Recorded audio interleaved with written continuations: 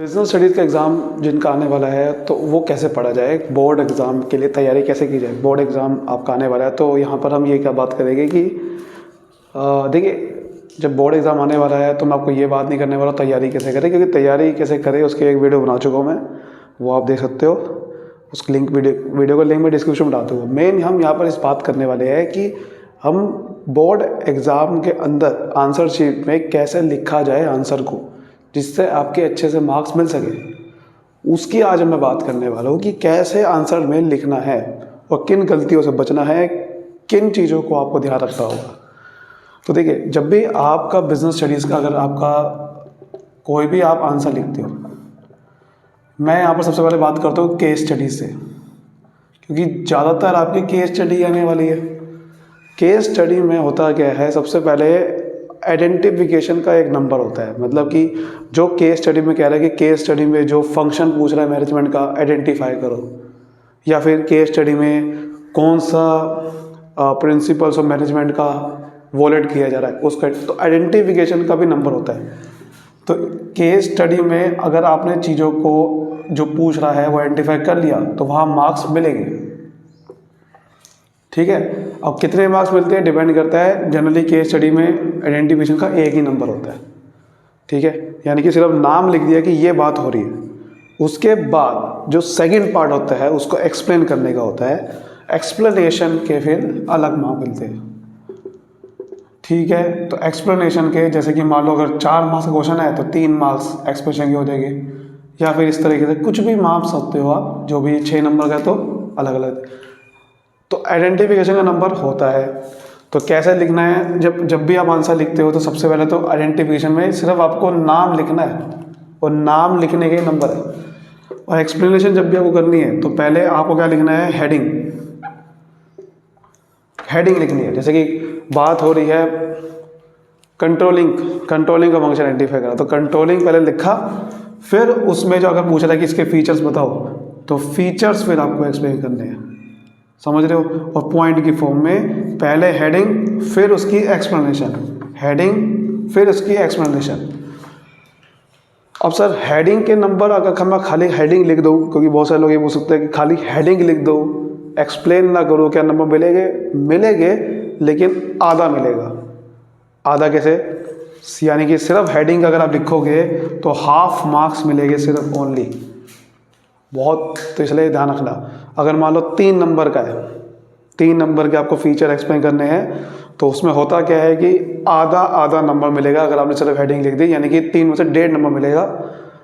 3 पूरे चाहिए तो एक्सप्लेनेशन करनी पड़ेगी। कितनी करनी पड़ेगी डिपेंड करता है। जनरली आप मान के चलो 3 लाइनों में तो करना पड़ेगा एक्सप्लेन। ठीक है, इस तरह से मान के चलो। तो इस तरीके से आप लिखोगे। हेडिंग लिखने के नंबर है, लेकिन हेडिंग सही होनी चाहिए वो, और हेडिंग के बाद एक्सप्लेनेशन के फिर आधा नंबर है, तो हेडिंग के नंबर होते हैं, तो उसकी टेंशन नहीं लेनी आपने। उसके बाद मैं आपको थोड़ा बताता हूँ कि एक्सप्लेनेशन करते वक्त क्या करना होगा आपको, जिससे आप जो एग्जामिनर है उसके सामने आप बहुत अच्छे से मैसेज दे सकते हो कि भाई मुझे आता है, और आपका एग्जामिनर ज़्यादा पढ़ेगा मैंने आपको मार्क्स दे सकता है। जब भी आपको एक्सप्लेन करना है, जैसे कि आपने कोई हेडिंग लिखी फिर आप उसे एक्सप्लेन कर रहे हो, बुलेट पॉइंट में एक्सप्लेन करो, इस तरीके से बुलेट पॉइंट में। तो बुलेट पॉइंट में आप एक्सप्लेन करोगे ऐसे, तो और जो इम्पोर्टेंट वर्ड है हाईलाइट कर दो उसे। जैसे गोल ओरिएंटेड प्रोसेस, जो गोल ओरिएंटेड हाईलाइट कर दो। बीच में आप डायग्राम बना सकते हो जो कि किसी कॉन्सेप्ट को रिप्रेजेंट कर रहा हो, जैसे इस तरीके से कि आप यहाँ पर हो प्रेजेंट सिचुएशन, और आप पहुँचना चाहते हो यहाँ पर फ्यूचर में, तो दैट इज़ प्लानिंग से हो सकते हो। प्लानिंग का ये हो गया। एक ये कर सकते हो, एक ऐसे डायग्राम बना सकते हो कि anything minus management is equal to nothing. मतलब अगर कुछ भी में से मैनेजमेंट हटा दिया तो कुछ नहीं बचेगा। कोऑर्डिनेशन हो गया, या फिर किसी का भी जैसे गोल ओरिएंटेड जब भी आप लिखते हो तो भैया आप ऐसे लिख सकते हो कि सब लोगों का जो डायरेक्शन है वो किसके अकॉर्डिंग, किसके एक डायरेक्शन में से कॉमन गोल होना चाहिए सबका, यूनिटी ऑफ डायरेक्शन। ठीक है, ऐसे कई सारे डायग्राम है। फीचर्स या कुछ भी आप इंपॉर्टेंस लिख रहे हो उसको सबसे पहले आप डायग्राम बना सकते हो, फिर आप उसको एक्सप्लेन कर दो। कुल मिला के आपको इस तरह से करना है जिससे आंसर बढ़िया लगे, यही चीज़ है। ठीक है, ठीक है। तो कुल मिला के हम यही चीज़ करना चाह रहे हैं कि एग्जामिनर को हमें आपको दिखाना है कि एग्जामिनर को कि हमें आता है अच्छे से। सिर्फ पैराग्राफ की फॉर्म में लिखते जाओगे या सिर्फ ऐसे लिखते जाओगे तो नंबर ज़्यादा नहीं मिलते, कुछ डायग्राम लाने पड़ेंगे, कुछ अच्छे से पॉइंट के फॉर्म में। और सबसे इम्पोर्टेंट मैं बताता हूँ आपको, अगर सही से नंबर चाहिए वो है टू द पॉइंट लाओ, हमेशा टू द पॉइंट का मतलब ये है, क्वेश्चन में ये पूछ रहा है explain the relationship between planning and controlling, ठीक है, ये पूछ रहा है। तो आपको बताना क्या है क्वेश्चन में, रिलेशनशिप बताना है कि प्लानिंग और कंट्रोलिंग कैसे जुड़ा हुआ है, कि प्लानिंग के बिना कंट्रोलिंग नहीं हो सकती, कंट्रोलिंग के बिना प्लानिंग नहीं हो सकती, इस तरीके से।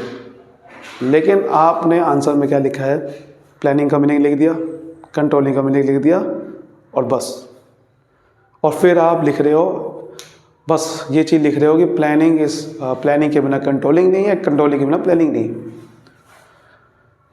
ऐसे आंसर को पूरे मार्क्स कभी नहीं मिल सकते और मार्क्स कटेंगे, क्योंकि जो पूछा गया है वो नहीं बता रहे हो। आपको सिर्फ ये बताना था प्लानिंग और कंट्रोलिंग का रिलेशनशिप, मीनिंग कौन पूछ रहा है, मतलब कि जो पूछा गया है वो बताना, that is to the point, simple. जितना पूछा है उतना बताओ, ज़्यादा लिखने की ज़रूरत नहीं है। ये कोई आप बीकॉम या एमकॉम का एग्ज़ाम नहीं दे रहे हो, आपको जितना पूछा है उतना बताओ, दैट्स इट। नंबर कोई नहीं काट सकता आपके, जो पूछा है अगर वो आंसर में मिल गया, सही मिल गया, आपके नंबर पक्के। आप कोई और बात लिख रहे हो, कोई नंबर नहीं मिलेंगे। मैं ये नहीं कह रहा कि नंबर पूरे काट देगा वो, लेकिन नंबर आप समझ लो वो कट ही गए आपके सारे के सारे। कोई होगा तो आधा एक नंबर दे देगा बस, अगर आपने रिलेटेड लिख दिया। तो इसलिए मैं कह रहा हूँ कि टू द पॉइंट रहो, जो पूछा है क्वेश्चन में, क्वेश्चन को पढ़ो। ये पूछ रहा है तो क्वेश्चन में वो पूछ रहा है तो आंसर वही लिखना है बस, कोई इधर का बात कोई उधर के बात नहीं, टू द पॉइंट। और डायग्राम बनाओगे इस तरीके से, आप जैसे कोई कैरेक्टरिस्टिक ले रहे हो ऊपर हेडिंग डालो और ऐसे आप डायग्राम पहले बना के आप कैरेक्टरिस्टिक लिख दो, या फिर इस तरीके से आप पहले कोई पॉइंट लिखना है, प्रोसेस बताना है तो प्रोसेस को आप ऐसे, आपने पॉइंट लिखा तो इस तरह से आप प्रोसेस को डायग्राम बना सकते हो, इस तरह से। ठीक है, तो ये कुछ डायग्राम के कुछ एग्जांपल है, ऐसे बना सकते हो आप, ऐसे भी बना सकते हो आप डायग्राम। ठीक है, बहुत सारे तरीके होते हैं डायग्राम बनाने के। कटिंग से बचो, चलते ज़्यादा कटिंग नहीं करनी, ज़्यादा हो भी गई तो टेंशन वाली बात नहीं है, कटिंग से थोड़ा बचना पड़ेगा। नीट एंड क्लीन होना चाहिए आंसर, सबसे इम्पोर्टेंट, नीट एंड क्लीन। मैं ये नहीं कह रहा कि आंसर पे राइटिंग एकदम से बहुत बढ़िया हो जाए, आपकी राइटिंग अगर पहले से ख़राब है तो एकदम राइटिंग बढ़िया नहीं हो सकती रातों रात। मैं ये कह रहा हूँ नीट एंड क्लीन का मतलब है कि घिंचा पिचा ना हो, थोड़ा खुला खुला करके लिखो, कोई नहीं कुछ कह रहा। ठीक है, मतलब अगर आप लिखिए, जैसे मैंने आपको बता दिया कि इसमें बुलेट पॉइंट में लिखोगे तो देखो एग्जामिनर, मैं अगर कॉपी चेक कर रहा हूँ तो मुझे आंसर सही दिखना चाहिए, प्रेजेंटेशन हम यहाँ सीख रहे हैं। जब तक आंसर सही प्रेजेंट नहीं होगा मेरी आंखों के सामने तो मुझे समझ नहीं आएगा कि भैया बच्चे ने क्या लिखा है। अगर आपने सही से प्रेजेंट कर दिया तो मैं पूरा पढ़ूंगा भी नहीं, मुझे समझ में आ जाएगा हाँ यार बंदे ने सही प्रेजेंट कर रखा है, अच्छा ये बात लिखिए मेन, चलो भाई पूरे नंबर। ऐसा होता है, आप मानो ना मानो, किसी के पास टाइम नहीं होता इतना पूरा पढ़ने का। अगर आपने सही से प्रेजेंट कर दिया तो उसके दिमाग में चल जाएगा मैसेज कि हाँ भाई बंदे को आता है, बढ़िया तरीके से लिखा हुआ है। बस छोटी मोटी गलतियाँ, बहुत सारी गलतियाँ इग्नोर हो जाती है आपकी, ये मैं कह रहा हूँ। थोड़ा जैसे आपने हेडिंग डाली, स्पेस दो, बीच में स्पेस देना बहुत ज़रूरी है। दूसरा आंसर लिख रहे हो, स्पेस दो, घिंचा पिचा ना लिखो, नीट एंड क्लीन होना चाहिए। कटिंग को थोड़ा कम से कम करो, राइटिंग अच्छी करने की कोशिश करो, राइटिंग अपनी तरफ से राइटिंग सही करो। और टाइम मैनेजमेंट सबसे इम्पोर्टेंट, टाइम मैनेजमेंट सीखो। बड़े क्वेश्चन देखो सीरियल ऑर्डर में करो, सीक्वेंस में मेंटेन करो। मतलब क्या है, या तो आप सीधा करो पहले question start 1 2 3 4, that is sequence, या फिर आप करो सबसे आखिरी क्वेश्चन स्टार्ट 34 33 32, ये भी सीक्वेंस है। ये नहीं कि पहला क्वेश्चन करा फिर सीधा जाते चलो 34वें क्वेश्चन पे, दैट इज़ रॉन्ग, समझ रहे हो। फिर चलो आते हैं चलो तीसरे क्वेश्चन पे।